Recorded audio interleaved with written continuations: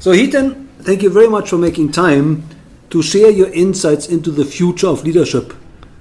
But before we go into the future, can you tell us a little bit more about your own background? Where did you grow up? So I grew up in a small town called King Williamstown in the Eastern Cape. Right. I was born and bred there. So I schooled at a school called Dale College, and I did my university at Rhodes University. So I'm basically an Eastern Cape boy, but I have Durban blood in me, where my dad was born and bred in Durban. So I hold the Durban flag quite high. Right. Quite a fanatic of the Sharks, rugby fan as well. Okay. Yes, so that's the briefing on me. And what was your dream career when you grew up? I initially wanted to be a doctor, eh? Medical doctor. Medical doctor. And that didn't turn out. So I automatically just fell onto finance after that, because it was one of the key strengths of mine at school.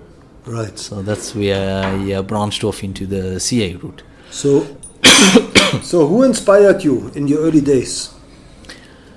My dad. I saw the successes and the struggles that he went through as an individual and as a businessman, and I wanted to replicate the successes that he did. I saw the work that he put in to get us to where we are today. We're fortunate to have the tertiary educations we have, where my folks didn't. So, all that effort and work that they put through, the impact they've done for us as children, that was very inspiring. And I told myself, it's very appreciative to have that opportunity. And in the same way, that's what I want to do for others in the future. Right. Now, I believe you earned your honors at University of Natal. Is that right? Rhodes University. Rhodes University. Yes. And then where did you start your career? So I started it off at PwC in East London. I did my articles there for 3 years, from 2010 to 2012. Subsequent to that, I started two businesses, one called Africa's Energy World, which we identified an intellectual property for heat retention in solar products and LED products, which we then supplied to Eskom. They had a initiative called the Standard Product Program during the period of 2013 to 2015. So that business then got sold to another private organization who bought it out. House of Consultants was a consulting firm that focused on helping smaller businesses who, through business planning, normal financial consulting, making sure that they're sustainable. And in June 2015, for personal reasons, I moved to Joburg, and I started my career here with PRP Solutions as CFO, which is where I am now currently. Can you maybe share a couple of highlights from your current position, the CFO at PMP? So one of the key achievements in my career here at PRP Solutions is we've done a turnaround strategy on the business. Over 15 million rand over a 3-year period, and the business is now steadily in a growth phase. So the plane is off the runway now it's a matter of flying higher and growth wise. Personally, what it's helped me do is open opportunities into different areas, from meeting people, other businesses, understandings of business, learnings. I've also, recently got into the SAICA's top 35 under 35, and part of that achievement, I contribute to the opportunity I was given as a CFO at PRP Solutions. So, we work on 4 categories: developing businesses, right. The influence you have on communities and individuals, innovation, and the last one is leadership. That's for the awards. Yeah. So, my experience at PRP's helped contribute in areas there. So, it's been a good learning curve and a good opportunity that I appreciate. So, Hiten, looking back over your career, would you say there was one major turning point where things could have gone different, but you decided to take your career in a certain direction? When I completed articles, I had the decision of whether to work for a corporate organization or start my own business. So I come from an entrepreneurial background. My parents, grandparents, uncles have all had businesses. So I wanted to learn to be a businessman and get my hands dirty from the ground up. And that was a very big learning curve in my career. Because when I moved to Johannesburg, that learnings that I took as an entrepreneur and as a businessman helped me get into the position I am right now at PRP Solutions.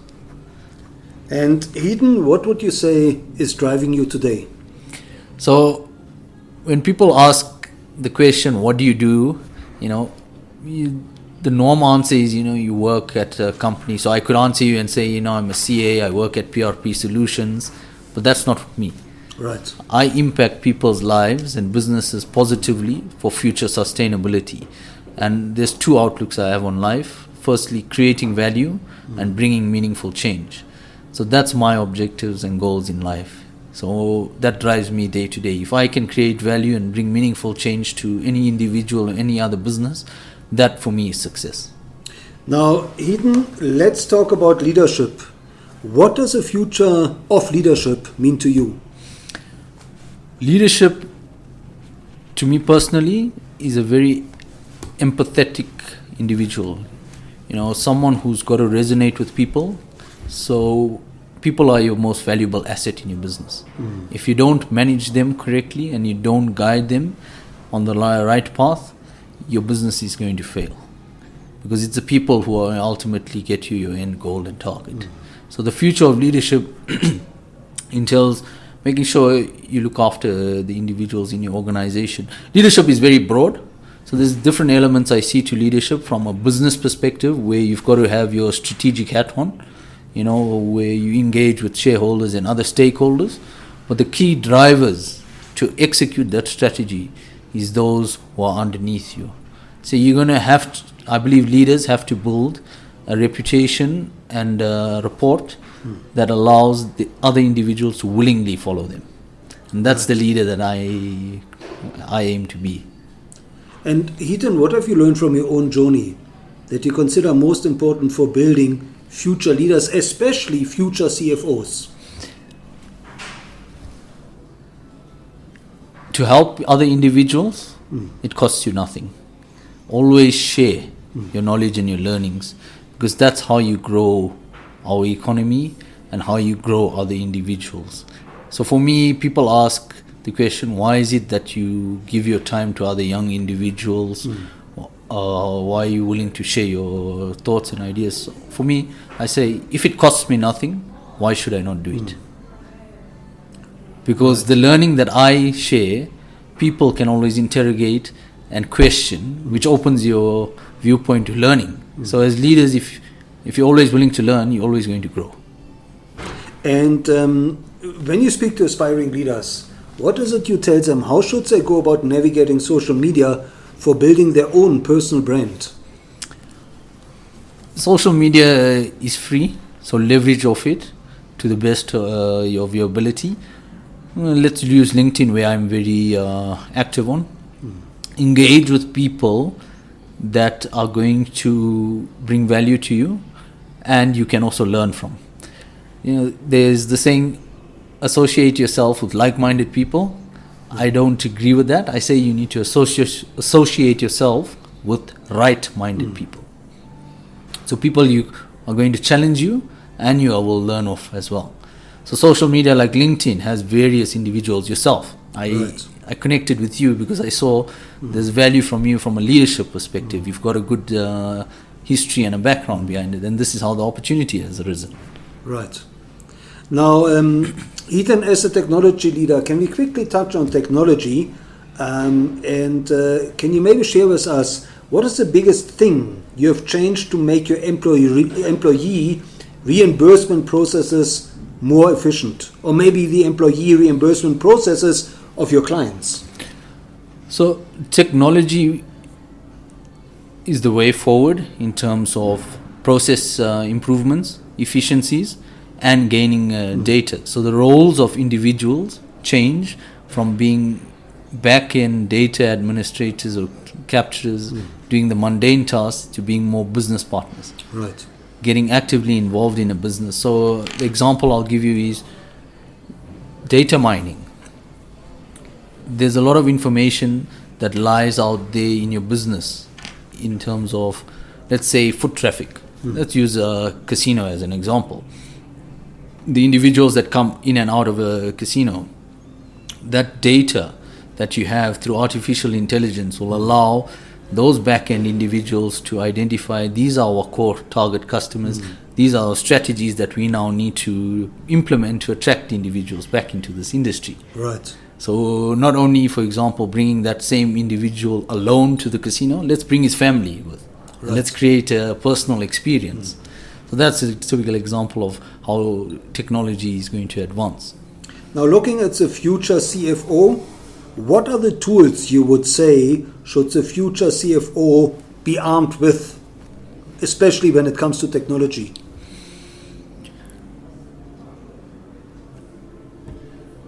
I would say artificial intelligence. Look at how you can implement artificial intelligence in your business, but at the same time, empower your people underneath you to be skilled to utilize that technology efficiently. Don't make their roles inundated, because otherwise you're going to create a work environment that's going to be unfriendly and retractive to it. So use technology to your advantage where you can, depending on the type of industry you're in, but leverage the strengths and skills of your employees as well. And don't be scared to upskill people. Right. Because that's the way forward in life. And I'm a very big believer of giving back to individuals. So retrenchment is the last option in my vocabulary. Right. Now, Hiten, as a CFO of a leading technology company, I assume you and your employees are traveling quite a bit. Do you have a favorite travel mobile app? We use Uber often. Okay. Yeah. Now, Hiten, as a mentor to future leaders, can you maybe share a success story or two where you mentored somebody, a future leader, and that person took your advice to heart? So there's two success stories that I have. Firstly, there's a lady who used to work underneath me. She was in a junior project role, and upskilling her through soft skills leadership aspects and giving her the technical learnings has helped her advance into a senior project role at a listed organization today. Now, many people will ask the question, why didn't you keep that individual? And I said to myself at the time, as a leader, am I going to be able to give her the opportunity this other organization is giving her? And I said to myself, no. So why hold her back from her career ambitions and her growth? So for me, that was a success story. Not the fact that I lost her, the fact that I was able to help her open an opportunity to a bigger career goal. And the second one was a young individual who just completed his varsity and now successfully started a business in the services industry in construction. Right. So he wanted guidance in terms of how to set up a business, from business planning right up into negotiations with the clients and to kickstart that process. And he's now successfully rolled out his business. Great. And tell us, Hiten, are there any role models of leadership that you would advise future leaders should study and maybe learn from? From a reading perspective, I'd strongly suggest John Maxwell's books. Leaders out there are various type of leaders you can get. Successful business leaders such as Richard Branson, if you're looking at a business aspect. If you're looking at a servant leader, good examples are Nelson Mandela, Barack Obama. So depending on what type of leader you're wanting to be, there are various role models out there. But those are just three I can pick up off the top of my head. And the reason why I bring them is my ambitions are to be a successful business leader, but also serve as a good individual who's an impact to other people. So I also look at how Nelson Mandela and Barack Obama have influenced others. Right. And Hiten, how can our listeners connect with you and where should they follow you? So you can follow me on LinkedIn. I have a very active following, and I post a lot of sharing of information on LinkedIn around an article blog called Food for Thought. Right. So people see information coming from me about 3 times a week there. On LinkedIn? Yes. And last but not least, Hiten, is there one piece of advice that you would really like to convey to future leaders and future CFOs that they should implement in their own leadership? Don't be shy to learn, and always be willing to give, because that's how you're going to get buy-in from other people. So there's one saying that I believe in personally: it's not what people do for me, it's what I'm able to do for other people, and that will automatically result in success. Well, Hiten, thank you so much for sharing your insights and your wisdom into the future of leadership, especially when it comes to CFOs, and for showing us a way and being a role model. Thank you, Dr. Nick.